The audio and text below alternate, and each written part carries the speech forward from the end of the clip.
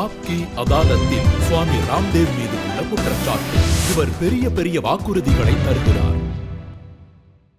சுவாமிஜி, உங்களை பத்தி யார கேட்டாலும் அந்த விஷயங்கள் மிகைப்படுத்துற மாதிரி தான் தோணுது. நீங்க ரொம்ப பெரிய பெரிய வாக்குறுதிகளை கொடுக்கறீங்க. யாருக்கு என்ன நோய் இருந்தாலும் என்னால குணப்படுத்த முடியும்னு சொல்றீங்க. நான் வாக்குறுதியில சத்தியத்தையும் நிஜத்தையும் தான் நான் பேசுறேன். நான் கற்பனை கதையெல்லாம் சொல்றதில்ல. அதாவது எது உண்மையோ அதை நான் முழு வலிமையோட வெளிப்படுத்துறேன். என்ன மக்கள் இதுவரைக்கும் தவறான விஷயங்களை கேட்டுட்டு வந்தாங்க.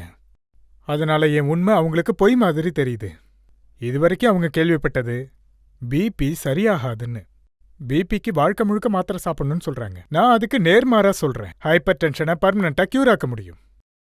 நான் சொல்றப்போ இதுவரைக்கும் மக்கள் ஆஞ்சியோ, பைபாஸ் இதைத்தான் சரியான ட்ரீட்மெண்ட்னு நம்பிக்கிட்டு இருந்தாங்க. நான் சொல்றேன் no bypass, no plastic, no angioplastic. நான் என்ன சொல்றேன், நீங்க சும்மா பிராணாயாமம் பண்ணுங்க. உங்களுக்கு பைபாஸ் செய்யவே தேவை இருக்காது. ஹார்ட் பிளாக்கேஜ் எல்லாம் திறந்துரும். அதே மாதிரி கார்டியக் ப்ராப்ளம்லாம் சரியாயிடும். பல்ஸ் அதுக்கப்புறம் ரொம்ப நல்லா இருக்கும். அதாவது இதே மாதிரி சென்சிட்டிவான விஷயத்துல கூட நான் 2 வார்த்தை சொன்னா மக்கள் நினைக்கிறாங்க இவன் ஏதோ உளறிக்கிட்டு இருக்கான், இவனுக்கு மூளை சரியாதான் இருக்கா. இதெல்லாம் உண்மையானு நினைக்கிறாங்க. நானும் இதையே தான் உங்ககிட்ட கேட்கிறேன். உங்களுக்கு மூளை சரியா இருக்கா? இப்படியெல்லாம் நீங்க சொல்லிட்டு இருக்கீங்க.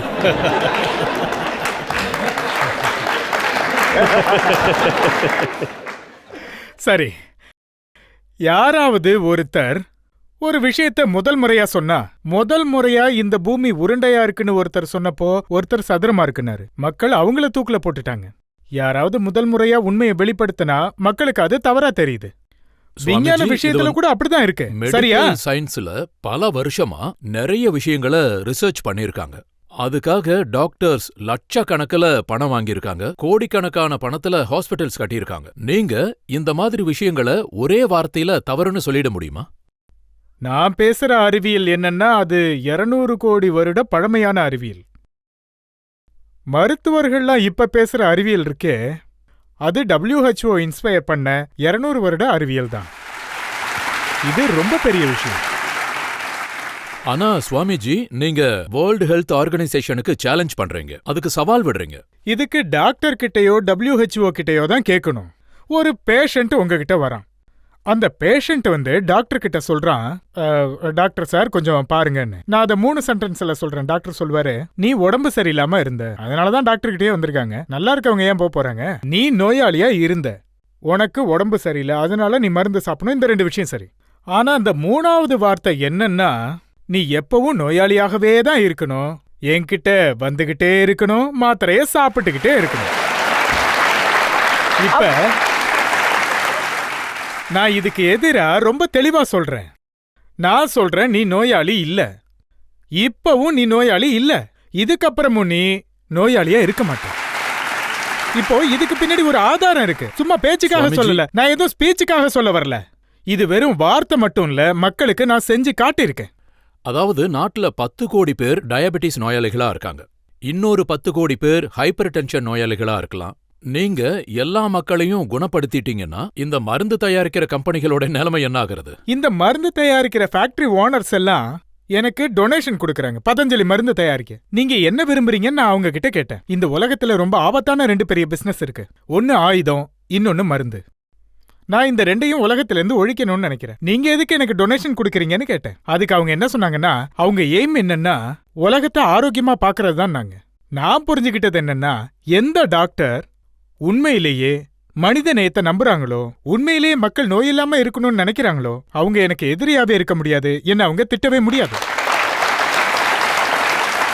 நீங்க சொல்றது என்னன்னா 20 லட்சம் பேருக்கு நீங்க ட்ரீட் பண்ணிருக்கீங்க, அவங்கள நோய்கள்ல இருந்து குணமாக்கி இருக்கீங்க. இது எல்லாத்தையும் எப்படி நம்புறது? உங்ககிட்ட ஏதாவது டாக்குமெண்டேஷன் இருக்கா, இல்ல ப்ரூஃப் இருக்கா? பிரத்யக்ஷம் பிரமாணம், சச் கோ ஆச் நஹி.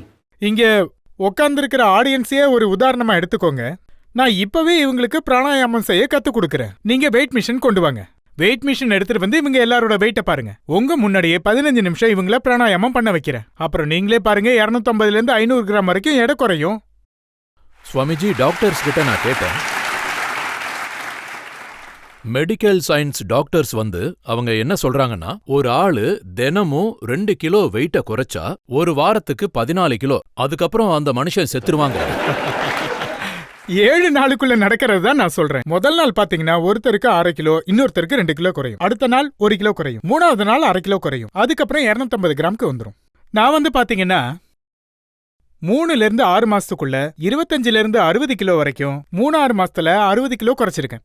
ஆரம்ப கட்டத்துல 2 கிலோ குறையும், அதுக்கப்புறம் 1/2 கிலோ கூட குறையும். அதே மாதிரி குறைவா இருக்கிறவங்களுக்கு வெயிட் ஏறும். உங்க ஆசிரமத்துல ஆயிரக்கணக்கான பேர் ஒன்னா பிராணாயாமம் பண்றாங்க, ஒன்னா யோகா பண்றாங்க. அதுல 10-20 பேர் தான் எழுந்திருச்சு சொல்றாங்க நாங்க பயனடைஞ்சிருக்கோம்னு. அந்த மாதிரி எங்களுக்கு எந்த பயனும் அளிக்கலன்னு சொல்றவங்களும் இருப்பாங்கல்ல. என்னை எதிர்கொண்டு பேசுறவங்க யாரா இருந்தாலும் அவங்கள ஒரு தடவை என்கொயரி பண்ணி பாருங்க. என்ன பார்க்க வரவங்க ஃப்ரீயா வர்றதில்ல, நான் அவங்க கிட்ட டொனேஷன் வாங்குறேன். அப்படி வர்றவங்களுக்கு எந்த பயனும் கிடைக்கலன்னா அவங்க அங்க இருந்து என்ன சும்மா விட்டுற மாட்டாங்க. நீங்க என்ன நல்லபடியா அனுப்பிடுவீங்க. எந்த பயனும் கிடைக்கலன்னா அவங்க என்ன அடிச்சிருவாங்களே.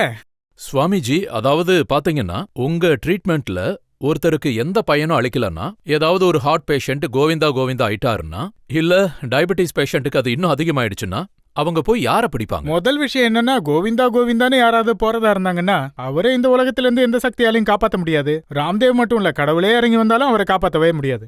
முதல் விஷயம், நான் எந்த மருந்தும் கொடுக்க மாட்டேன். 2வது, நான் எந்த தவறான வேலையும் செய்ய வைக்க மாட்டேன். நான் மூச்சை நிறுத்திட்டேன்னா என் மேல தாராளமா கேஸ் போடலாம். நான் சொல்றது வெறும் மூச்சை இழுங்க, மூச்சு விடுங்க. அப்படி மூச்சை இழுத்து விட்டதுல இது வரைக்குமே யாரும் இறந்து போனதே இல்ல. மாத்திரையா சாப்பிட்டு, நான் ஒன்னும் ஜோக் பண்ணல, ஆனா இதுதான் நிஜம். சுமார் 90% பேர் மருந்து சாப்பிட்டு தான் சாகுறாங்க. அதுல 10% மட்டும் மருந்து இல்லாம சாகுறாங்க. அதுக்கு என்ன பதில்? ஒரு விஷயம், இதுக்கு மேல இன்னொரு ஆழமான விஷயம் ஒண்ணு இருக்கு. மருந்து சாப்பிடுறவங்களுக்கு அந்த மருந்து சாப்பிடும் போதே சைடு எஃபெக்ட்லாம் வருது. அதுக்கு யார் பொறுப்பு? அதனால மக்களுக்கு என்ன பாதிப்பு ஏற்பட்டாலும் மருந்து டப்பால இப்படி எழுதிட்டா போதுமா, இந்த மருந்து சாப்பிட்டா இந்த சைடு எஃபெக்ட் வரும்னு? இது ஒரு நியாயமா? நீங்க சொல்றதையெல்லாம் நம்பிக்கிட்டு என்ன செய்யணும்? எல்லா ஹாஸ்பிட்டல்ஸையும் மூடிரணுமா?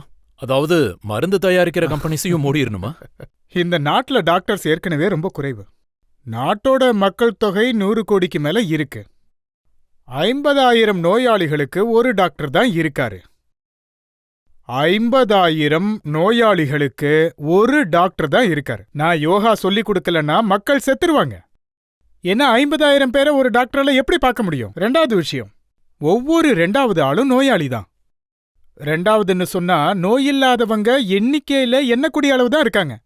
நோய்கள் எப்படிப்பட்டவை? 50% பேருக்கு ஹெவி மென்டல் ஸ்ட்ரெஸ்.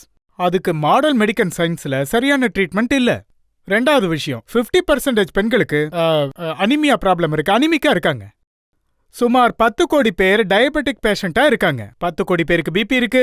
சுமார் 5 கோடி பேருக்கு ஆர்த்தரைட்டிஸ் இருக்கு. சுமார் 5 கோடி பேர் நடக்கவே முடியாம ஒபிசிட்டியில இருக்காங்க. தலா 1 கோடி பேருக்கு, அதாவது ஹார்ட் ப்ராப்ளம் இருக்கு, கேன்சர் ப்ராப்ளம் இருக்கு, ஆஸ்துமா ப்ராப்ளம் இருக்கு, கிட்னி ப்ராப்ளம் இருக்கு. இது எல்லாத்துக்கும் ஒரே டாக்டர் சுவாமி ராம்தேவ்.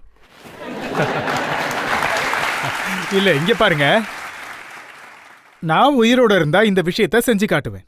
முழு உலகத்துக்கே பிராணாயாமத்தையே மருந்தாக்கி காட்டுவேன். மக்கள் மருந்து இல்லாமலே ஆரோக்கியமா இருப்பாங்க. இத நான் மட்டும் சொல்லல, இது நம்ம ரிக்வேதம் சொல்ற விஷயம். உலகத்திலேயே பழமையான நூல். ரிக்வேதத்துல இந்திய முனிவர்கள் सृष्टि के आदि में उद्घोष किया था, आवात वाही भेषजम तुम ही विश्व भेषजो. பிராணம் ஒரு மருந்து. துரதிர்ஷ்டவசமா ஜெர்மனில பாத்தீங்கன்னா சார்காலஜி படிக்க வைக்கிறாங்க. மகரிஷி சொன்னதெல்லாம் அங்க படிக்க வைக்கப்படுது. என்ன மாதிரி ஆள் சரக் பதஞ்சலி சுஷ்ரூக் பத்தி பேசினா சில மக்கள் சொல்லுவாங்க இவன் ஏதோ வதந்தி பரப்புற மாதிரி இருக்கேன்னு, அதிகப்படுத்தி பேசுறதா சொல்றாங்க. நான் சொல்றேன், பிராணம் ஒரு மெடிசன். இந்த பிராணம்ங்கிற மருந்து எல்லாருக்கும் ஃப்ரீயா கிடைக்குது. ஒரே ஒரு விஷயம் மட்டும் தான் நடக்கக்கூடாது. நிலத்துக்கு டாக்ஸ் இருக்கு, நீங்க குடிக்கிற தண்ணிக்கும் டாக்ஸ் இருக்கு. ஆனா ஆக்சிஜனுக்கு டாக்ஸ் கிடையாது, நீங்க சுவாசிக்கிறதுக்கு. அந்த சுவாசத்தால பார்த்தா அப்புறம் ஆக்சிஜனுக்கும் டாக்ஸ் போட வச்சிருவீங்க போல இருக்கு. ஒருவேளை இந்த நாட்டுக்கு ஒரு புத்தி கெட்ட ஃபினான்ஸ் மினிஸ்டர் வந்துட்டாங்கன்னா ஆக்சிஜனுக்கு டாக்ஸ் போட்டுருவாங்க. ஏன்னா ஒரு மனிதன் ஒரு நாளைக்கு 1600 ரூபாய் மதிப்புள்ள ஆக்சிஜனை எடுத்துக்கிறான். ஒரு ஆக்சிஜன் சிலிண்டர் 200 ரூபாய்க்கு கிடைக்குது. ஒரு ஆளை ஹாஸ்பிட்டல் இல்லாம டாக்டர் சார்ஜ் இல்லாம நாள் முழுக்க வச்சா 200 ரூபாய் சிலிண்டர் 8 தேவைப்படும் 1600 ரூபாய். ஒரு மாசத்துல 48,000 ரூபாய் ஒரு நபர் எடுத்துக்கிறாரு. அதாவது ஒரு நாள்ல ஒரு மனிதன் தன்னுடைய வாழ்க்கையில 3ல இருந்து 5 கோடி வரைக்கும் ஆக்சிஜன் எடுத்துக்கிறான். உங்க அக்கவுண்டிங் ரொம்ப ஷார்ப்பா இருக்கு. ஒரு நபர். நான் நேஷனலிசம் பத்தியும் பேசுறேன். சில பேர் கேக்குறாங்க நாடு எங்களுக்கு என்ன தந்ததுன்னு. நான் சொல்றேன் ஆக்சிஜன் கொடுக்குதுல்ல, அதுக்கு எந்த டாக்ஸும் கிடையாது. ஏன்னா நம்ம நாட்டுல ரூல்ஸ் சட்டங்கள்லாம் வெவ்வேறு விதமா இருக்கு. உதாரணத்துக்கு, நாட்டுல யாராவது பிச்சை எடுத்து பிடிபட்டா அவங்க கைகளுக்கு விலங்கு போட உத்தரவு இருக்கு. நாட்டுல யாராவது பிச்சை கேட்டாங்கன்னா அவங்க கையில விலங்கு மாட்டி கொண்டு போய் ஜெயில்ல போடுற உத்தரவு கவர்மெண்ட் போட்டிருக்கு. ஆனா இந்த நாட்டோட ஃபினான்ஸ் மினிஸ்டர் வெளிநாட்டுக்கு போய் கடனுதவி கேட்டுட்டு வந்தா அவங்க கழுத்துல பூமாலையை போட்டு வரவேற்கிறாங்க. இதுதான் இந்த நாட்டோட நிலைமையா இருக்கு. சுவாமிஜி, நீங்க பெரிய பெரிய ஆட்களை குணப்படுத்துறீங்கன்னு சொல்றீங்க, நோய் இல்லாம ஆக்குறேன்னு சொல்றீங்க.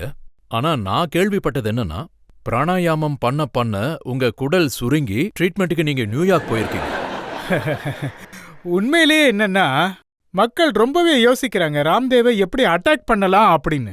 என் மேல பெண்கள் சம்பந்தப்பட்ட குற்றச்சாட்டு சொல்ல முடியாது, ஏன்னா நான் அவங்கள தொடவே மாட்டேன், டச் பண்ண மாட்டேன். படம் பார்க்கறதுக்குலாம் இது வரைக்கும் நான் போனதே இல்லை. ₹1 பேங்க்ல அக்கௌண்டே ஓபன் பண்ணல, அப்புறம் எங்க சேமிக்கிறது? நானு விவசாய வீட்டுல பிறந்தவன். அந்த காலத்துலலாம் விவசாயி பிள்ளைங்களுக்கு அக்கவுண்ட்ல பேரு கூட இருக்காது. இப்ப நான் உங்ககிட்ட ஒரு லிமிடெட் கேள்வி கேக்குறேன். என்னோட கேள்வி, நீங்க உங்க ட்ரீட்மெண்ட்டுக்காக டாக்டரை தேடி இல்ல, போனீங்களா? நான் மக்கள் கிட்ட என்ன சொல்லிட்டு இருந்தேன்னா, என் மேல எப்படி குற்றச்சாட்டு சுமத்தலான்னு யோசிச்சுக்கிட்டு இருக்காங்க. அப்பதான் இவன் தினமும் வயித்த சுழற்றிக்கிட்டே இருக்கான், அதனால இவன் குடல் சுருங்கிருச்சுன்னு சொல்லுனாங்க. அதுக்குதான் நான் கேக்குறேன், உள்ள என்ன ஆணி அடிச்சிருக்காங்க மொத்தமா சுத்திக்கிறதுக்கு? அதோட இன்னொரு விஷயமும் சொல்றாங்க, ட்ரீட்மெண்ட்டுக்கு அமெரிக்காவுக்கு போனாருன்னு.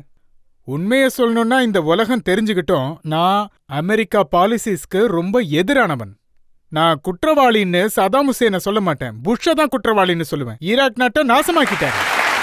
அப்புறம் இன்னொரு விஷயம், எல்லாரும் சொன்னாங்க ட்ரீட்மெண்ட்டுக்கு நான் அமெரிக்காவுக்கு போனேன்னு. இன்னைய வரைக்கும் என்கிட்ட ஒரு பாஸ்போர்ட் கூட இல்லையே. எப்படி பாத்தீங்களா, மக்கள் என் மேல எப்படி குற்றச்சாட்டு வைக்கிறாங்க, எப்படி வதந்தி பரப்புறாங்க. அதாவது ராம்தேவ் தினமும் கபால் பாத்தி பண்றான், அக்னி சர்க்கிரியா பண்றான், வயித்தை இப்படி அசைக்கிறான், ரவுண்ட் ரவுண்டா சுத்துறான், அதனால குடல் சிக்கிருச்சுன்னு சொல்லுங்க. இதுக்கு பின்னாடி இருக்கிற நோக்கம் என்ன?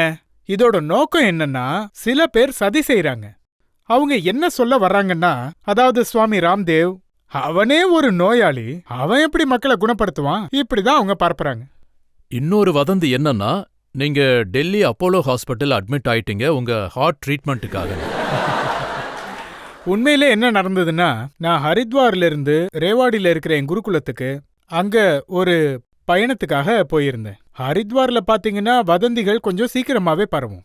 அதோட அங்க பாபாக்களும் அதிகமா இருக்காங்க. உண்மையை சொல்லணும்னா நான் அவங்களையும் விட்டு வைக்க மாட்டேன். எனக்கு தவறுன்னு தோணுச்சுன்னா அவங்களுக்கு எதிராகவும் பேசுவேன், ஜோதிடர்கள் தாந்திரிகர்களுக்கு எதிராகவும் பேசுவேன். நான் அரசியல்ல இருந்து கோடிக்கணக்கான மைல் தூரமா இருந்தாலும் அதை பத்தியும் நான் பேசுவேன். அதனால அங்க இருந்தும் வதந்திகள் சீக்கிரமா பரவும். நான் அங்க போனதும் பாபா ஹார்ட் ஆபரேஷனுக்கு போயிருக்காருன்னு சொல்லிட்டாங்க. நான் இங்க ஹார்ட்டுக்கு பைபாஸே தேவையில்லைங்கிறேன். அதனால மக்கள் என்ன சொன்னாங்கன்னா, வதந்தியை பரப்பி அவனே போய் ஹார்ட் ஆபரேஷன் பண்ணிக்கிறான்னு சொன்னாங்க. வேணா ஹார்ட்டை செக் பண்ணி பாருங்க, பர்ஃபெக்டா இருக்கு, எந்த பைபாஸும் நான் பண்ணல. மொத்தத்துல மக்கள் இந்த மாதிரி வதந்திய பரப்புறாங்க. அது எப்படி பரவுது? ஒன்னு வைதிக கலாச்சாரம், இன்னொன்னு பாம்பு கலாச்சாரம், இன்னொன்னு காளை கலாச்சாரம். வைதிக கலாச்சாரம் சனாதனமா வந்துகிட்டு இருக்கு. ஒரு கூட்டத்தை கெடுக்கணும்னா பாம்பையும் காளையும் விட்டாலே போதும், அதுதான் அந்த கலாச்சாரம். ஒருத்தர் என்கிட்ட சொன்னாரு, அவரு ஒரு அரசியல் கட்சியை சேர்ந்தவரு, அந்த கட்சி பேரை சொல்ல மாட்டேன், நான் அவங்க அப்படிதான் பண்ணுவாங்க. மூணாவது வதந்தி கலாச்சாரம். விநாயகர் பால் குடிச்சதா சொன்னாங்க. எதுல குடிச்சாரு? கரண்டில. கரண்டில பால் குடிச்சா அது கீழே சிந்தனா தெரியாதுல்ல. அப்ப சொன்னாங்க வெள்ளை மார்பிள் சிலை தான் குடிக்கும்னு. அதே மாதிரி பாவிக்கையால குடிக்க மாட்டாருன்னு சொன்னாங்க. இந்த மாதிரி விஷயத்தை தான் உலகம் முழுக்க பரப்புனாங்க. அதே மாதிரி தான் என்ன பத்தின வதந்திகளையும் பரப்புனாங்க.